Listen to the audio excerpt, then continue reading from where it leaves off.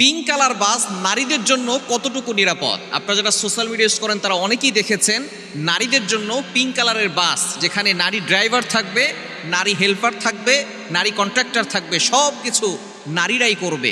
বাংলাদেশের ইতিহাসে এই প্রথম নারীদের জন্য এভাবে বাস নির্ধারণ করে দেওয়া হয়েছে। জনাব তারেক রহমান প্রধানমন্ত্রী সাহেব, আমরা তাকে থ্যাঙ্কস জানাই, ধন্যবাদ জানাই। তিনি যে কাজটা করেছেন অবশ্যই ভালো একটি কাজ হয়েছে। কেননা বর্তমানে অনেক নারীরা আলহামদুলিল্লাহ সঠিক পথে ফিরে এসেছেন, তারা দেখা যাচ্ছে সঠিকভাবে পর্দা করা শুরু করেছেন।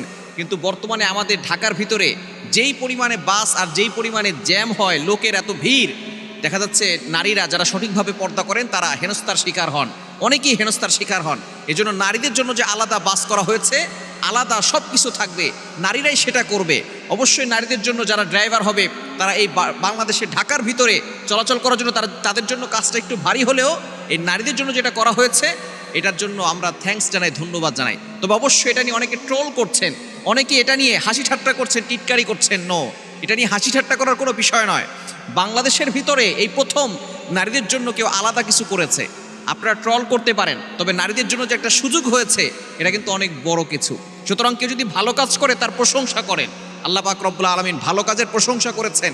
কেউ অন্যায় করলে তার প্রতিবাদ করতে হবে।